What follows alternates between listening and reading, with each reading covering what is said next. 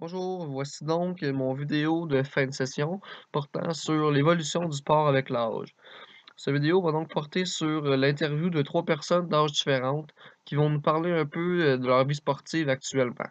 On va donc débuter avec mon frère de 20 ans qui étudie au Cégep de Sherbrooke et pratique le volleyball depuis quelques années. Par la suite, mon père, en plein cœur de sa vie professionnelle à 40 ans, qui lui pratique la course à pied également depuis quelques années. Et on va terminer par mon beau-père de 60 ans, qui lui fut jadis un très bon joueur de racquetball. Allez. Pour commencer, j'aimerais ça que tu m'expliques les raisons du choix de ton sport. Premièrement, mon frère a commencé à jouer au volleyball de plage il y a 3 ans. Ça m'a incité à aller le voir de temps en temps. On jouait souvent à la maison ensemble, j'essayais de me pratiquer un peu. Et par là, j'ai commencé à avoir le goût de vraiment jouer dans une équipe, pas nécessairement au volleyball de plage, mais au volleyball intérieur. Donc j'ai rentré dans l'équipe du Triolet. Et c'est là que j'ai vraiment développé mon goût pour ce sport. C'est quoi que tu recherches comme niveau de compétition et les fondements là, quand tu joues? Je cherche le niveau le plus élevé, un peu plus élevé que mon niveau technique à moi pour justement me dépasser. J'ai fait plusieurs expériences avec des niveaux plus élevés, mais c'est dur de rester concentré, c'est dur de s'améliorer parce que tu n'as pas vraiment à te forcer, le niveau n'est pas compétitif, donc tu laisses aller les choses, tu ne te forces pas à aller chercher des balles inatteignables.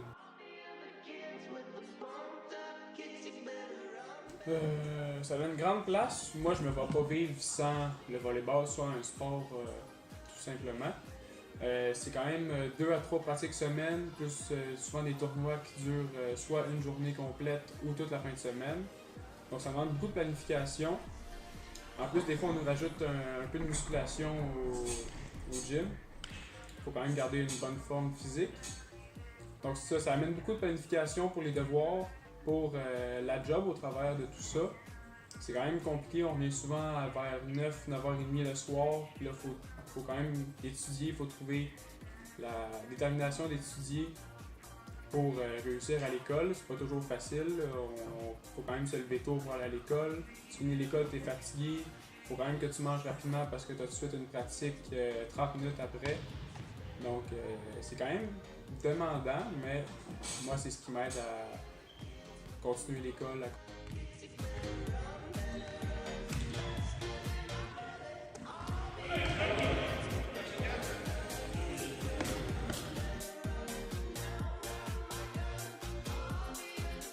Et fait que ça, tu m'expliques c'est quoi l'importance des gens avec qui tu pratiques ton sport. Ces gens-là sont vraiment très importants pour moi. C'est du monde qui va me supporter dans les moments difficiles parce que veux pas, on se parle souvent entre les pauses dans les pratiques. On subit des épreuves difficiles ensemble, on essaie de surmonter ça, donc on est quand même très serré. On est des vrais coéquipiers, on peut tous se dire, on se fait confiance les uns les autres, mais c'est sûr que dans la vie de tous les jours, on n'est pas toujours avec eux, c'est pas nos meilleurs amis, mais sur le terrain, on a confiance à chacun de nous, on est capable de surmonter des épreuves et c'est ça l'important dans ce sport-là, vu que c'est quand même un sport d'équipe où est-ce que le mental affecte beaucoup le jeu, donc il faut toujours qu'on regarde si l'autre va bien, s'il y a de quoi qui va mal, on essaie de l'aider et on s'entraide les uns avec les autres. Ok, on continue avec les gens avec qui tu pratiques. J'aimerais ça que tu m'expliques maintenant, c'est quoi toutes les valeurs que vous avez, vos insides, ou la façon que vous habillez, etc. Là. La façon de nous habiller en dehors du sport, c'est sûr que ça reste chacun de son bord. Mais lorsqu'on est en équipe, on porte toujours le chandail identifié à l'équipe, on porte les shorts identifiés à l'équipe. On essaie souvent de commander les mêmes souliers pour vraiment qu'on ressemble le plus à une équipe, qu'on soit pareil, qu'on se fasse remarquer dans le gymnase. Sinon, c'est vraiment important pour nous de toujours se taper dans la main, toujours marquer notre présence sur le jeu avec notre coéquipier. On a notre classique cri d'équipe qu'on le change de temps en temps, mais souvent ça reste le même pendant un tournoi. C'est ça qui va nous craquer pour avancer. Sinon, les insights, c'est sûr qu'il y en a tout le temps. On a quand même des conversations, on a des pauses entre les matchs, entre les pratiques. Donc, ça vient régulièrement que on va rire d'une personne qui a dit ça, mais ça reste que c'est pas méchant envers quelqu'un.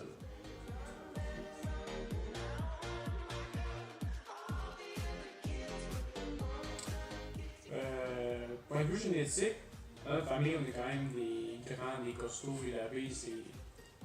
Chaque fois, ma mère les voit, ils sont grands, ça aide pour le volleyball, puisque le but c'est d'être le plus haut possible, le plus haut au-dessus du filet.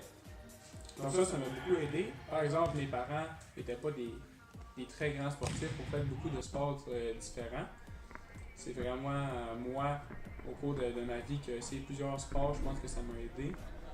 Au niveau de la culture, au Canada, c'est quand même assez bas comparé aux autres pays en Europe.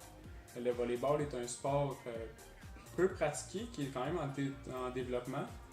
On voit quand même beaucoup de monde rentrer dans ce sport-là à chaque année, surtout à Sherbrooke, ça commence vraiment à se développer.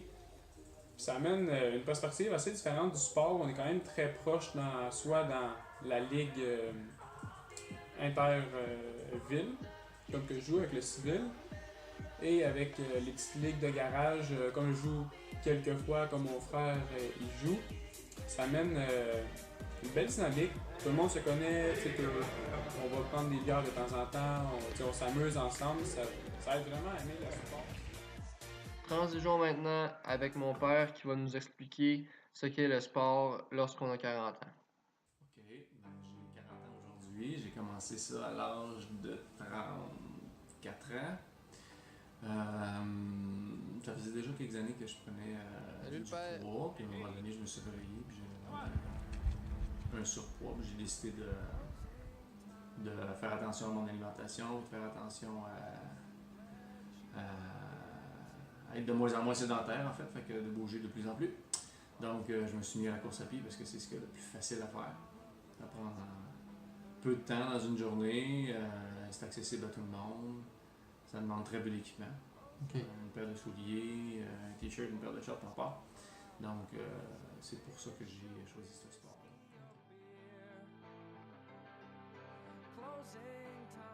Donc tu dirais que ton niveau de compétition que tu recherches, c'est tout le temps de plus en plus intense, si je comprends bien, c'est tout le temps de te dépasser, c'est ça ta motivation?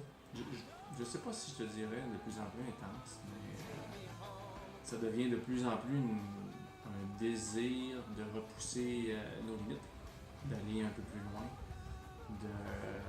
surtout quand tu vas chercher des marathons, peut-être pas dans les demi, mais à partir de marathons, des distances plus hautes, on apprend à découvrir énormément.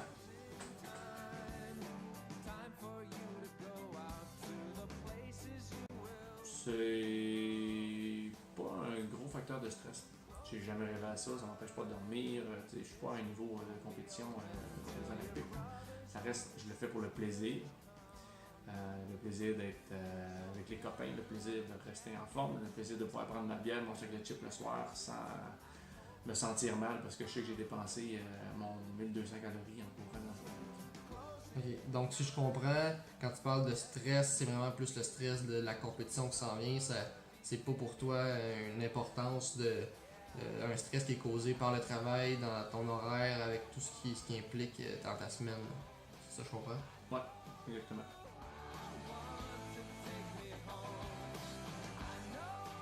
J'ai tissé beaucoup de liens d'amitié avec des gens qui pratiquent le même sport que moi ou les mêmes passions. Par le fait d'aller courir, de rencontrer des gens, puis là, il y en a un qui dit « Ah, je vais aller courir avec des amis en fin de semaine, ça tente de donner nous autres. » Puis de fil en aiguille, là, tu t'adonnes à bien t'entendre avec ces gens-là, puis je me suis lié d'amitié avec beaucoup de personnes comme ça. De un, on vient des milieux complètement différents, autant dans notre enfance, quel genre de milieu familial on a eu, d'où on vient, qu'est-ce qu'on a comme expérience, comme background, mais aussi au niveau professionnel, il y a des professeurs, il y a des avocats là-dedans, il y a des gens qui viennent de mon milieu, donc plus industriel ou développement de produits. Mais ça, mis ça de côté, quand on se retrouve tous habillés de la même façon, au camping le soir, parce que le lendemain matin on a une compétition. C'est incroyable les liens qu'on a, puis qu'on se retrouve tous sur une même base. Puis il y en a une couple de clowns là-dedans, comme je disais tantôt, puis ça vire souvent. On rit, mais on rit tellement. Là, j'ai des super de bons liens avec eux autres. Je dirais qu'à la limite, il y a la moitié de nos conversations qu'on pourrait pas faire lire aux autres parce que c'est vrai. Ces liens-là au travail, ça t'a aidé, j'imagine? À quel point ça t'aide d'avoir des gens que tu connais à la job qui courent avec toi? Ça crée des liens beaucoup. J'ai une chose que je me suis rendu compte avec les années, c'est que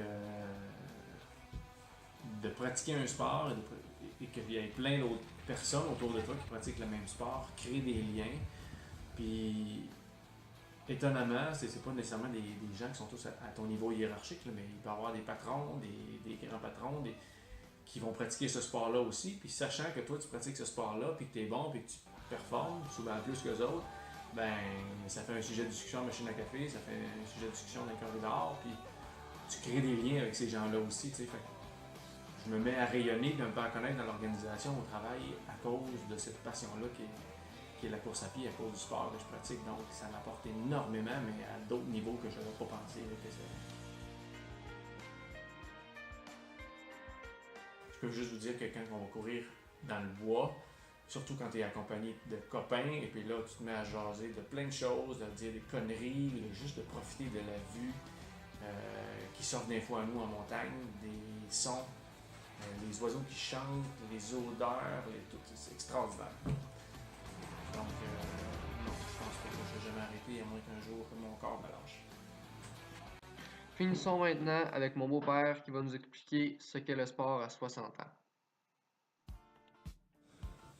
Donc, pour commencer, j'aimerais ça que tu m'expliques c'est quoi les raisons du choix de ton sport et le niveau de compétition que tu recherches.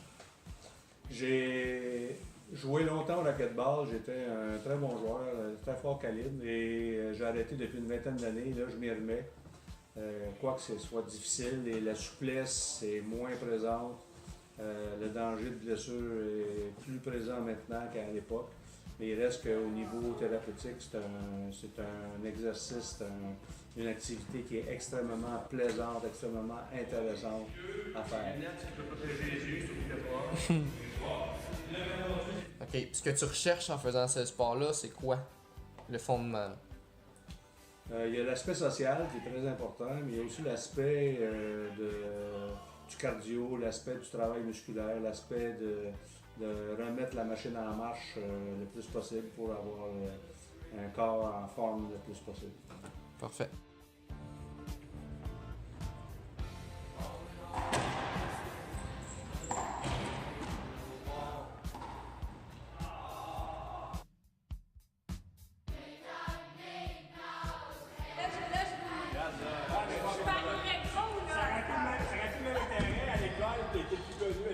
Ce sont des amis.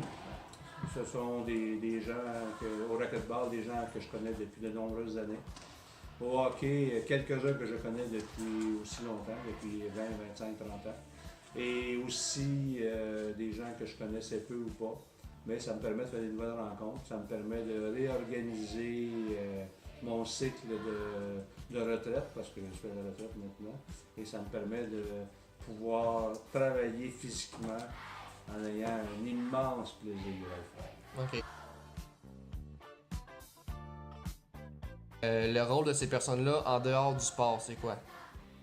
Au racquetball, c'est des amis de longue date. Au hockey, ce sont des individus que je fréquente peu pour l'instant, parce que je suis nouveau dans cette ligue-là. Mais avant, j'ai joué pendant 35 ans dans la même ligue de hockey.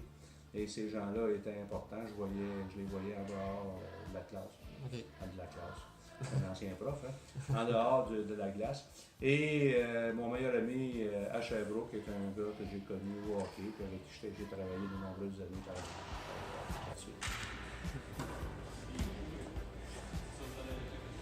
Maintenant, par rapport au lien que tu as avec tes coéquipiers, j'aimerais que tu m'expliques les valeurs, les insights, les traditions que vous avez ensemble. Respect. En même temps, tout le monde se tire la pipe, tout le monde se fait des blagues. On n'y échappe pas. S'il y en a un qui fait une erreur sur la glace, les autres lui. Au racquetball, c'est la même chose. Si on manque notre coup, on s'en fait pas avec ça. C'est pas grave. Celui qui me punit le plus, c'est moi-même. En me disant, j'ai manqué un coup alors qu'avant, je ne ratais pas ça. Il faut que j'accepte que j'ai plus 40 ans.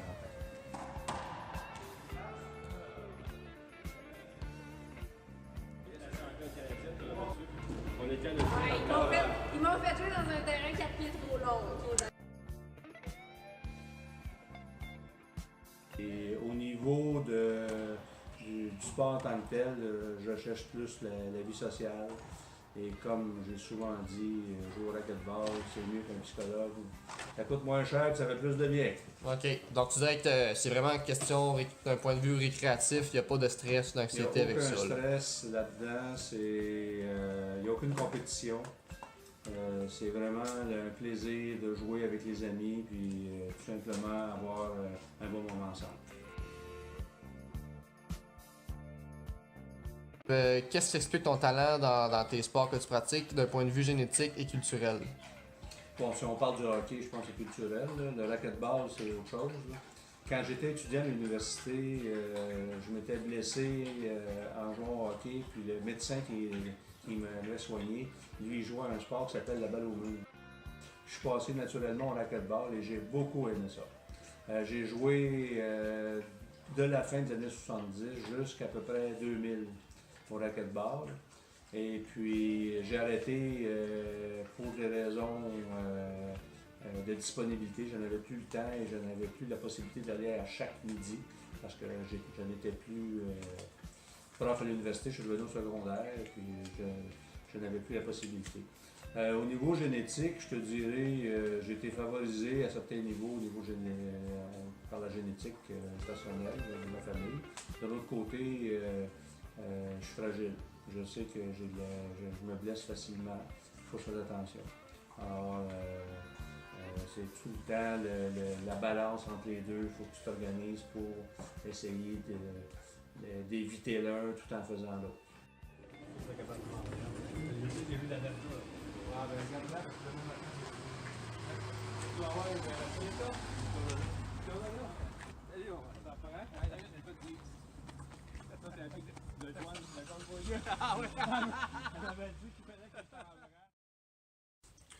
Donc pour conclure, on voit bien que ce soit à 20 ans, 40 ans ou 60 ans, le sport a une grande importance dans la vie de tout le monde. Dépendamment des âges et des enjeux, là, mon frère, lui par exemple, à 20 ans, on se rend compte qu'il y a beaucoup plus d'enjeux par rapport au temps, la planification d'horaire avec les études. C'est très demandant. D'un autre point de vue, on recherche beaucoup plus la compétition, le dépassement de soi, on est encore au développement de notre être. Rendu à 40 ans, en plein milieu de notre carrière professionnelle, mais on se rend compte que c'est une façon de décrocher, c'est une façon de sortir de la job, c'est une façon aussi de se garder en forme parce qu'à 40 ans on ramollit un peu. Puis finalement, à 60 ans, on se rend compte que c'est beaucoup une question de socialiser, de se retrouver avec les amis, de reparler du bon temps et aussi de se maintenir en forme vu qu'on ne veut pas non plus devenir perdre notre capacité de mouvement rendu à cet âge-là, c'est sûr que le corps vieillit. Donc c'est trois âges où le sport a différentes importances, mais également ils ont toutes des ressemblances et que le sport c'est important pour tout le monde puis tout le monde aime ça.